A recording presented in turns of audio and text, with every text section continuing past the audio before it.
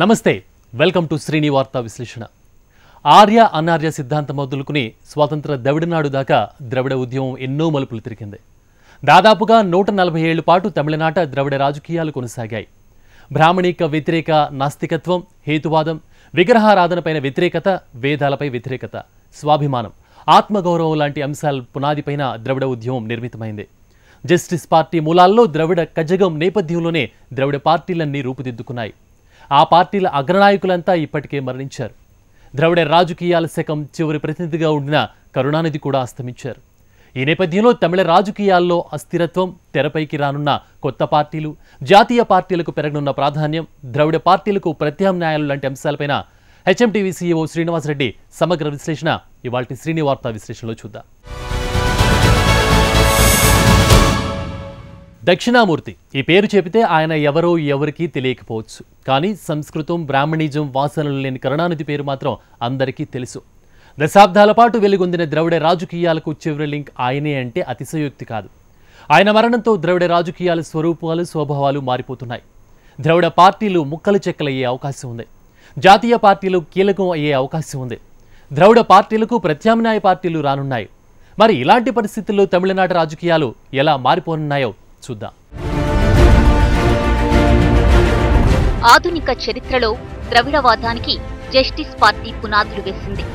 1916లో ఏర్పడిన ఆ పార్టీ 1944లో ద్రవిడ కజగం పార్టీగా మారింది.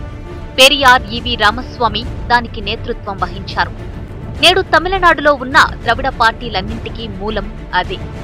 ఆ పార్టీ నుంచే చీలిపోయి 1949లో అన్నాదురై నేతృత్వంలో డిఎంకే ఏర్పడింది. అన్నాదురై రాజకీయ వారసుడిగా కరుణానిధి రాణించారు. మొదట్లో ఎంజీఆర్ కూడా డిఎంకేలోనే ఉన్నారు. హీరోగా ఆయన పేరు ప్రఖ్యాతులు సాధించడం కరుణానిధిని కలవరపరిచింది. ఆయనను పక్కన పెట్టడం ప్రారంభించారు. 1972లో పార్టీ నుంచి ఎంజీఆర్ను బహిష్కరించారు. దాంతో ఎంజీఆర్ సొంతంగా అన్నా డిఎంకేను స్థాపించి 1977లో అధికారం చేపట్టారు. 1993లో డిఎంకేలో రెండోసారి చీలిక వచ్చింది. తన కుమారుడు స్టాలిన్ కి పోటీ కావచ్చని భావించి కరుణానిధి పార్టీ నుంచి వైఖోను బహిష్కరించారు. ఆయన సొంతంగా ఎండీఎంకే స్థాపించారు. ఒకప్పుడు డిఎంకేలో ఉండిన శివాజీ గణేశన్, డిఎంకే నుంచి బహిష్కరణకు గురైన టి రాజేందర్ కూడా పార్టీలు పెట్టారు. మొత్తం మీద ద్రవిడ ఉద్యమానికి సంబంధించి 1-2 తరాలకు చెందిన ముఖ్య నాయకులంతా అస్తమించారు. చివరి లింక్గా మిగిలిన కరుణానిధి అస్తమయంతో ద్రవిడ సిద్ధాంతం ఇక కాలం చెల్లిందిగా మారిపోనుంది. ఆ భావజాలాన్ని ముందుకు తీసుకెళ్లగల సమర్థ నాయకులు కనుచూపు మేరలో కనిపించడం లేదు. ద్రవిడ సిద్ధాంతం నుంచి పుట్టుకొచ్చిన ద్రవిడ పార్టీలన్నీ ముఖ్య నేతలను కోల్పోయాయి. ముక్క చెక్కలయ్యాయి. మరిన్ని ముక్కలయ్యేందుకు సిద్ధంగా ఉన్నాయి. ఇది తమిళనాట ద్రవిడ పార్టీల పరిస్థితి.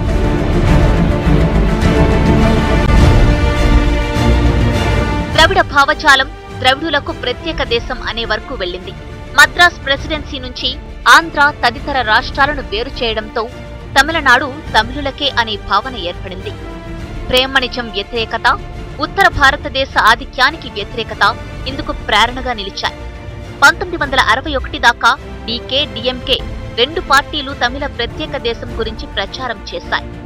చైనా భారత యుద్ధం తరువాత దేశంలో జాతీయవాదానికి ప్రాధాన్యం పెరిగింది. వేర్పాటు వాదంపై కఠిన చట్టాలు వచ్చాయి. దీంతో 1962లోనే డిఎంకే స్వతంత్ర ద్రవిడనాడు ఉద్యమాన్ని అటకెక్కించింది. హిందీ భాష వ్యతిరేకోద్యమం కూడా ద్రవిడ భావజాలం నుంచి వచ్చింది. ఇక తమిళ రాజకీయాల్లోని అన్నాడీఎంకే తరఫున 1982లో జయలలిత ప్రవేశించిన నాటికే ద్రవిడ ఉద్యమం ఉధృతి తగ్గుముఖం పట్టింది. జయలలిత తొలిసారిగా 1991లో సీఎం అయ్యారు. అధికారంలో ఉన్న కాలంలో ఆమె తన దైవభక్తిని చాటుకున్నారు. అలా ఆ పార్టీ క్రమంగా ద్రవిడ మూల సిద్ధాంతాలకు దూరమైంది. ఆమె అస్తమయం తరువాత అన్నాడీఎంకే 2 ముక్కలైపోయింది. హేతువాది, పెరియార్ అనుచరుడిని అని చెప్పుకునే కరుణానిధి ఆ తరువాతి కాలంలో పసుపుపచ్చ సాలువా, ఉంగరం ధరించడం మొదలుపెట్టారు. జీవితపు చివరి దశలో కరుణానిధి సమక్షంలోనే పార్టీ నాయకులు, కుటుంబ సభ్యులు అర్చకులచే వేద పఠనం చేయించడం విమర్శలకు దారితీసింది.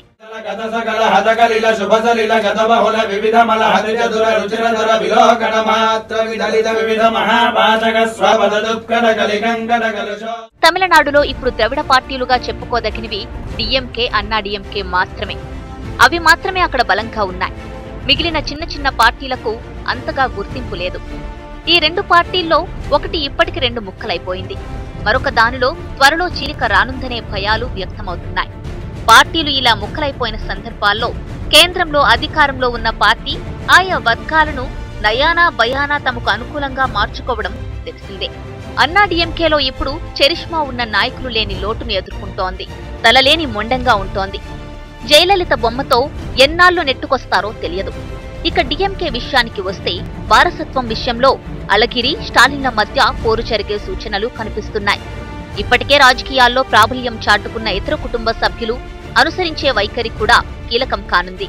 కరుణానిధి దాదాపు 2 ఏళ్ల క్రితమే స్టాలిన్ను తన రాజకీయ వారసుడిగా ప్రకటించారు. ప్రస్తుతానికైతే అళగిరి వర్గం మినహా మిగిలిన పార్టీ అంతా స్టాలిన్ చెప్పు చేతల్లో ఉంది. మొన్నటి వరకు అళగిరి కూడా వర్కింగ్ ప్రెసిడెంట్ అయిన స్టాలిన్ను పెద్దగా విమర్శించలేదు. 2011-16 ఎన్నికల్లో డీఎంకే ఓడిపోయింది. 2014 లోక్సభ ఎన్నికల్లో ఒక్క స్థానంలోనూ విజయం సాధించలేకపోయింది.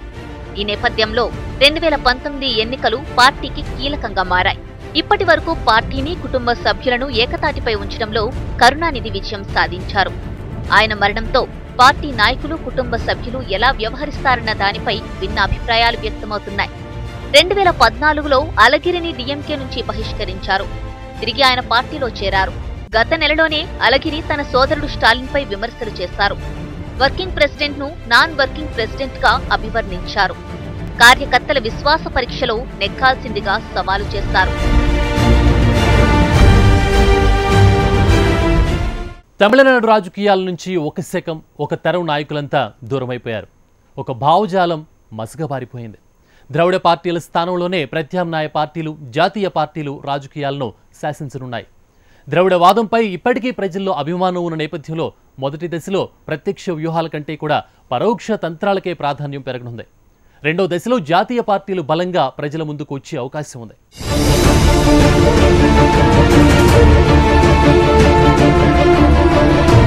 ఇప్పటివరకైతే డీఎంకే కాంగ్రెస్ వైపు మొగ్గు చూపుతోంది. అన్నాడీఎంకే బీజేపీతో చేతులు కలిపింది.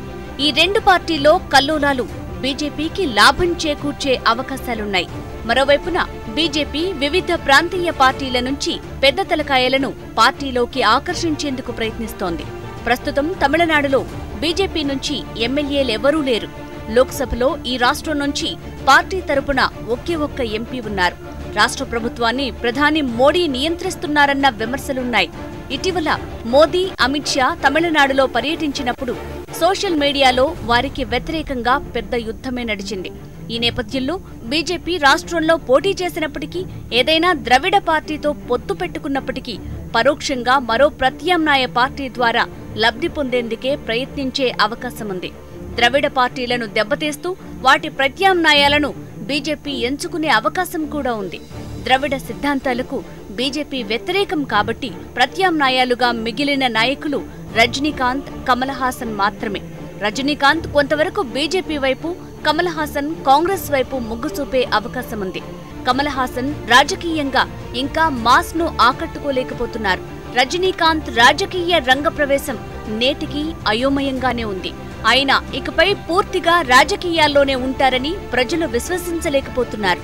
మొత్తం మీద ద్రవిడ పార్టీలు బలహీనం కావటం తమిళనాడులో జాతీయ పార్టీలు తమ బలాన్ని పెంచుకునేందుకు తోడ్పడనుంది. తమిళ రాజకీయాల్లో 1970ల నాటి నుంచి కూడా కాంగ్రెస్ కొంతవరకు కీలక పాత్ర పోషిస్తూ వచ్చింది. ఓసారి డీఎంకేతో, మరోసారి అన్నాడీఎంకేతో పొత్తు కుదుర్చుకుంటూ వచ్చింది. తమిళనాడు రాజకీయాల్లో బీజేపీ ఎన్నడూ ప్రముఖంగా లేదు. 2014లో దేశమంతా మోడీ గాలి వీచినప్పుడు కూడా తమిళనాడులో దాని ప్రభావం లేకపోయింది. డీఎంకే, ఎండీఎంకే, పీఎంకేలతో సహా 5 పార్టీలతో పొత్తు పెట్టుకున్నా ఒక్క సీటు మాత్రమే నెగ్గగలిగింది. 2016 అసెంబ్లీ ఎన్నికల్లో బీజేపీ ఒంటరిగా 232 సీట్లలో పోటీ చేసింది. మొత్తం మీద 2.8% ఓట్లనే పొందగలిగింది. కాంగ్రెస్ మాత్రం 6.4% ఓట్లు పొందింది. పొత్తుల వ్యూహం కాంగ్రెస్ కు లాభం చేకూర్చింది. ఎన్నికల్లో ఓట్లు, సీట్లు గెలుచుకోలేకపోయినప్పటికీ తమిళనాట ఇప్పుడు బీజేపీ సంచలనం సృష్టిస్తోంది. 50 లక్షల సభ్యత్వం ఉన్నట్లు బీజేపీ చెప్తోంది. తమిళులు, బీసీలు, ఎంబీసీ సంఘాలతో సమావేశాలు నిర్వహిస్తోంది. అయితే ఇప్పటికీ తమిళనాట బీజేపీపై అగ్రవర్ణాల పార్టీ అనే ముద్ర కనిపిస్తోంది. ప్రజల్లో ఉన్న ఆదరణ ఓట్ల రూపంలో మాత్రం కనిపించటం లేదు. ప్రస్తుతం తమిళనాట ద్రవిడ పార్టీలకు జాతీయ పార్టీల నుంచి గట్టి పోటీ ఎదురయ్యే సూచనలు కనిపిస్తున్నాయి. బీజేపీ ఇప్పటికే కుల సంఘాల సమావేశాలు నిర్వహిస్తూ తన పట్టు పెంచుకునే దిశలో ఉంది. కాంగ్రెస్ కు మొదట్నుంచి కూడా పెద్దగా ఓటు బ్యాంకు లేదు. ఏదో ఓ ద్రవిడ పార్టీ మద్దతుతో తన ఉనికిని నిలబెట్టుకుంటూ ఉంది. ద్రవిడ ఉద్యమ కేంద్రంగా ఉన్న తమిళనాడులో బీజేపీ పటిష్టం కావటం అంత తేలికేం కాదు.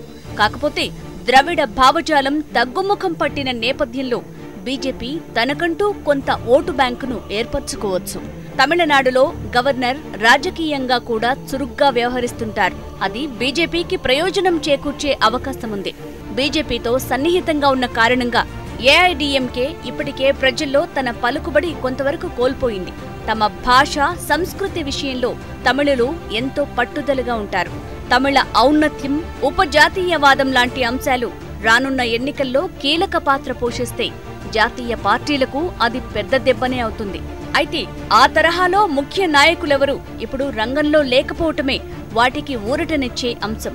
ద్రవిడవాదాన్ని బలోపేతం చేసేందుకు బీజేపీయేతర పక్షాలతో స్టాలిన్ ఒక కూటమి ఏర్పర్చే అవకాశముంది. ఏమైతేనే కరుణానిధి మరణంతో ద్రవిడ రాజకీయాల్లో ఒక తరం, శకం ముగిసిపోయింది.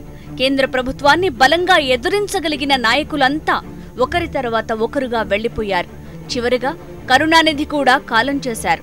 ఒక కరుణానిధి చనిపోతే మరో కరుణానిధి వస్తాడని ఆయనే స్వయంగా ఒకసారి అన్నారు. కానీ మరో కరుణానిధి వచ్చే అవకాశం కనిపించటం లేదు. కరుణానిధి లాంటి నాయకుడు న భూతో న భవిష్యతి.